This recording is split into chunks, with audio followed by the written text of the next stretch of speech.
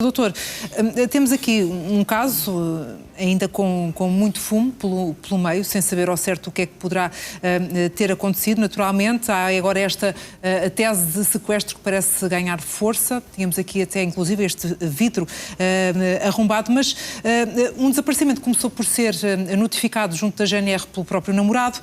Já na quarta-feira, ou seja, 2 dias depois, houve uma denúncia anónima também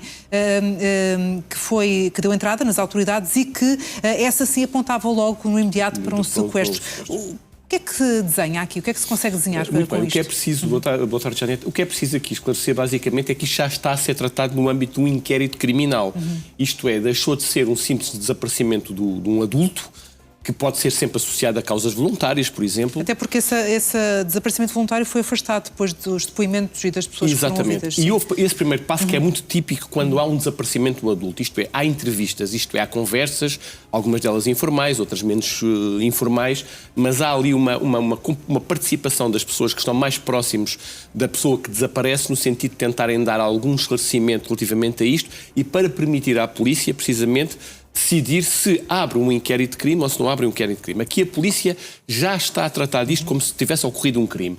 E isso significa o quê? Que neste momento o inquérito está na alçada, como disse a reportagem bem, na Polícia Judiciária, já está a utilizar todas as ferramentas que a lei permite, o Código de Processo Penal permite, para investigar este caso como se tivesse acontecido um crime. Portanto, a hipótese de crime está em cima da mesa e isto vai ser investigado como crime. Se depois houver aqui a constatação de que houve um desaparecimento voluntário, de que esta pessoa realmente se afastou por algum motivo, é outra coisa. Ainda que não haja indícios, poderá depois confirmar-se que afinal terá sido. Claro, e para concluir, só para dizer que obviamente para além da chamada entrevista forense, para além da participação, que é muito importante de todas as pessoas envolvidas, no sentido de tentar perceber se há aqui algum contexto que possa traduzir a algum risco ou algum perigo para a própria vítima, no sentido de justificar ou até criar aqui um cenário de um móvel de crime, há obviamente neste momento já o recurso a outros meios, que são meios mais intrusivos, como obviamente as chamadas telefónicas, a localização celular do telemóvel, movimentos bancários, a utilização de filmes e imagens de câmaras CCTV e, portanto, neste momento já estão a ser utilizados um conjunto de recursos que permitirão à Polícia Judiciária eventualmente localizar o paradeiro desta senhora ou então encontrar uma resposta para este caso. Em 20 segundos, porquê a unidade de contra-terrorismo no terreno? Porque é a unidade que tem responsabilidade direta em termos daquilo que é a lei orgânica da Polícia Judiciária para acompanhar a criminalidade dita violenta e, portanto, o sequestro é um crime violento e, portanto, cai na alçada da Unidade Nacional contra o Terrorismo. Muito bem. Doutor, peço que aguarde, temos aqui uma outra questão. Vamos também querer ouvi-lo nesse sentido. Tem que ver com o deputado do Chega, Rui Afonso, ele que é acusado de ter pedido proteção a elementos do grupo 1143 quando se deslocou a Lisboa em setembro de 2024 para participar numa manifestação anti-imigração do partido. De acordo com vídeos a que o NAU teve acesso, 2 membros do núcleo norte do grupo de extrema-direita, entretanto detidos no âmbito da Operação Irmandade, levada a cabo esta semana, garantem que o deputado combinou um serviço de guarda-costas antes da viagem. As imagens mostram Rui Afonso num autocarro com elementos do grupo. Um dos arguidos afirma que o deputado teve 2 membros destacados para o acompanhar. Rui Afonso desmente, diz que viajou num autocarro do partido e assegura que à data nem sabia o que era o grupo 1143. Doutor, além deste caso de Rui Afonso, também temos um outro que é divulgado hoje pelo Semanário Expresso, que coloca aqui Miguel Arruda, agora ex-deputado do Chega, mas que na altura era deputado do Chega, que também participou num almoço do grupo 1143 e fê-lo de cara tapada para não ser reconhecido. Isto ainda antes, enfim, de se tornar célebre. Sabemos porquê, no âmbito do caso do roubo das malas nos aeroportos. Estas ligações que começam a ficar cada vez mais destapadas entre este grupo neonazi e o Partido Chega, pode ter consequências diretas para o partido, propriamente dito? Aqui, à partida, a consequência no plano jurídico ou penal passaria sempre por tentar perceber qual é o nível de participação destes elementos diretamente ligados ao partido na atividade deste movimento.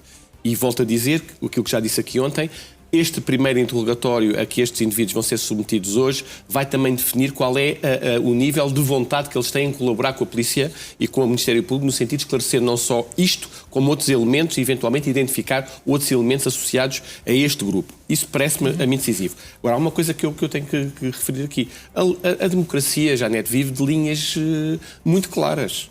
E, portanto, uma coisa é o protesto político, outra coisa é a radicalização.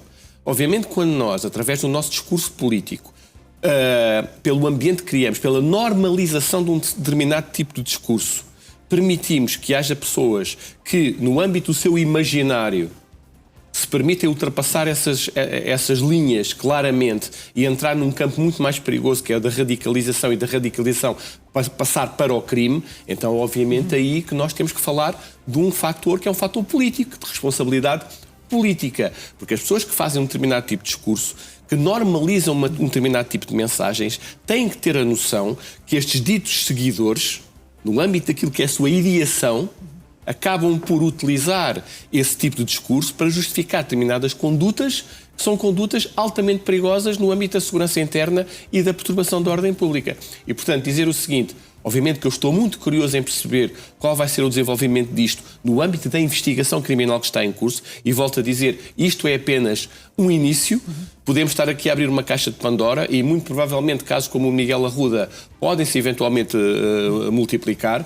Agora, à partida, o que eu acho basicamente é que temos de ter muito cuidado na forma como apresentamos o nosso discurso político. Porque depois é assim, podemos não ter responsabilidade direta no âmbito da atividade criminosa, mas temos uma responsabilidade moral e política pelo facto de normalizarmos um discurso radicalizado, e volto a dizer, e depois temos estes grupos de pessoas, que são pessoas que depois ultrapassam, no âmbito daquilo que é a sua ideação, esse discurso e transpõem-no para o plano da atividade criminosa. E isto, obviamente, é importante no plano da responsabilização destas pessoas, perceber qual é o nível de envolvimento. Destas pessoas, não do partido, enfim, só se por alguma razão e no âmbito dessa investigação se percebesse, por exemplo, que o André Ventura, presidente do Chega, ele próprio nos bastidores pudesse de alguma forma incentivar esse tipo de comportamento e até de proximidade com os elementos deste grupo. É óbvio, por isso é que eu estou curioso em perceber o que é que estes indivíduos que estão agora detidos, confrontados com a hipótese da aplicação, por exemplo, de uma medida de coação mais grave, como a prisão preventiva, ou até no decurso da própria investigação, até que ponto estão dispostos a esclarecer quais são os contornos de ligação direta entre a estrutura política e a estrutura do Chega e a estrutura deste grupo. Agora, há uma coisa que eu tenho que dizer, já não é só para terminar. Obviamente que os políticos têm que pensar no clima que criam. E esse clima, muitas vezes, lá está, é aproveitado por indivíduos com este nível de perigosidade para justificarem e alimentarem a sua retórica violenta. E isso temos de ter, de facto, muito cuidado. Muito bem, doutores. Muito obrigada. Bom fim de semana. Bom fim de semana, Jânia.